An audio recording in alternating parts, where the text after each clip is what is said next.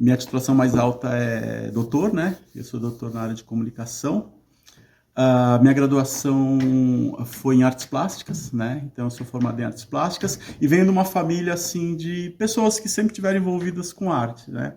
Minha mãe costureira, né? Desenhava as roupas, tal, e fazia. Meu pai era serralheiro artístico, né? Nós somos em 5 irmãos, né? Então tem dos 5, só um dos irmãos que não foi para as artes, que seguiu para os esportes, né? Então eu tenho uma irmã que ela é da área de esportes, não mora mais no Brasil, tal. Tenho um irmão que é ilustrador, talvez não por ser meu irmão, mas um dos melhores ilustradores que eu já conheci, né?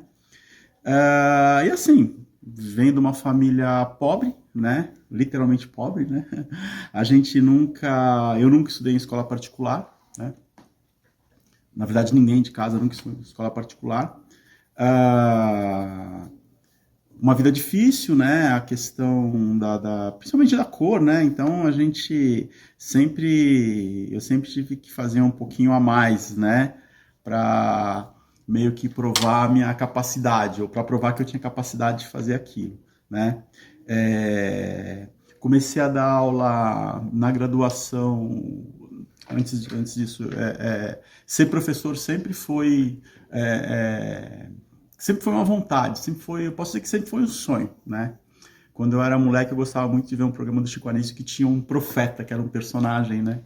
E eu olhava assim, o jeito que ele se colocava, o jeito que ele falava, e eu dizia, porra, meu, um dia eu quero ser igual esse cara, né? Eu quero ensinar, eu quero, né, tocar as pessoas, tal. E eu tinha vontade de ser professor, né? Então eu fiz artes plásticas, comecei dando aula para garotada, tal, né? Dei aula no estado, né? Comecei, na verdade, dando aula no estado. Mas também eu era artista plástico, né? Paralelamente a professor, então eu tive uma época de exposições, assim, de produção legal, né? Expus no Brasil, expus fora do Brasil, consegui viajar com os meus trabalhos, com as minhas telas, né? Isso em 93, 94, né? Participei de uns projetos interessantes, assim como artista plástico.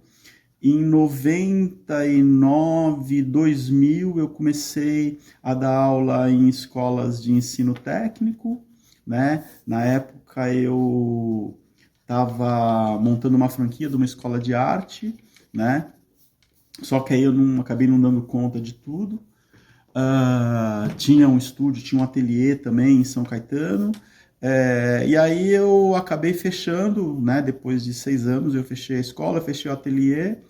E em 2007 eu comecei, 2008, 2009, eu comecei o meu mestrado, 2008, 2011 eu acabei o meu mestrado e comecei a dar aula na graduação, né? Aí eu fui largando o colégio, né? E as escolas de curso livre, que eu também dava aula, dei aula na Abra, né? Dei aula na Arte São Paulo.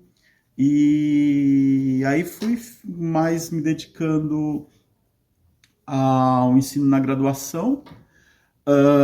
Paralelo, eu comecei a trabalhar com joias também, né? Então eu acabei durante um período aí, quase 10 anos trabalhando como design de joias. Me titulei em 2011, aí eu larguei efetivamente colégio, fiquei só com graduação.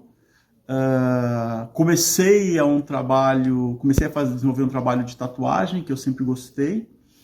Em 2015 eu comecei o meu doutorado, 2014, 2015.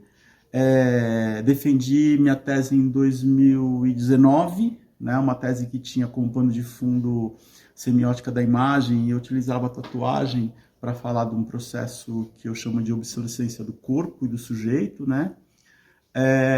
E aí eu falei, vou abrir um estúdio de tatuagem, né? Abri um estúdio de tatuagem para começar a tatuar como hobby, né? Também. Nesse ano, em 2019, eu dava aula em 2 instituições de ensino. Uma delas era a UMC, e aí eu recebi um convite, né? Para vir dar aula aqui no Senac, né? Então, em 2020, eu vim conhecer o curso aqui, vim conhecer a estrutura física e não tem como, né? Depois que você conhece a estrutura física, você recusar um convite, né? Aí eu comecei a dar aula aqui no Senac em 2020. Aí larguei uma das instituições e tô aqui no Senac até hoje. Eu tive no circuito, né? Principalmente no circuito paulista, de galerias e tal, como artista mesmo, né? Então é engraçado porque você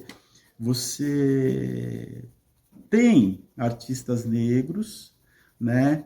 Mas tem um estereótipo, né, de associar com arte africana, e de repente o circuito é restrito, né? Você está num lugar estereotipado já, né? Quando a gente fala de arte, né?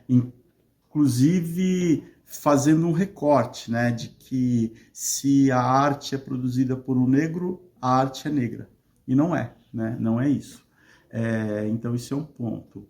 Outra coisa é que assim, a área acadêmica é uma área que ela mostra exatamente como o racismo estrutural é o resultado final daquilo que a gente chama de estrutura do racismo, ou de racismo estrutural, né? Eu me lembro que quando eu estava na primeira série do primeiro ano da escola, tinha um monte de pretinho na sala, né? No ginásio já nem tanto, no colegial menos, na graduação menos ainda. Então, muitos, inclusive meus amigos, né, vão ficando pelo caminho, né? Porque precisam trabalhar para ajudar a família, porque, né? E eu me lembro que quando eu fiz o mestrado, eu era um dos poucos alunos negros no programa, e quando eu fiz o doutorado, talvez em 100 alunos eu fosse o único negro. E quando eu assumo a docência no ensino superior, a gente vê que não tem praticamente, né, professores pretos, né? O Senac, eu já dei aula em várias instituições, né? O Senac é uma das poucas instituições em que esse número ele é um pouquinho maior, né? Mas ainda não representa, talvez, nem 10%, né?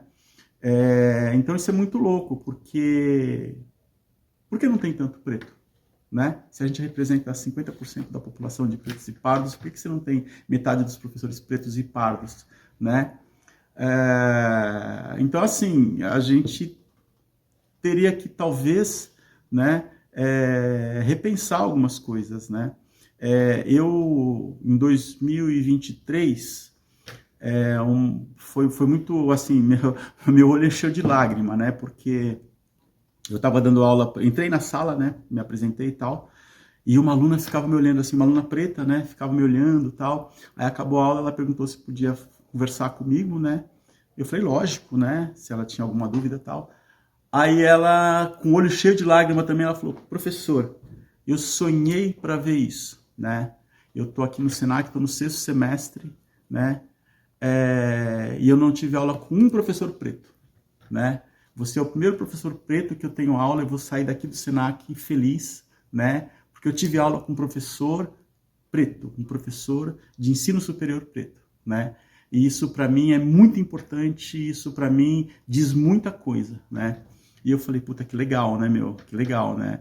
Porque você tá num lugar que as pessoas ainda, quando você... Eu percebo isso no primeiro dia de aula, quando eu entro e começo a falar, o aluno, opa, negão ali, né? O professor negão, né?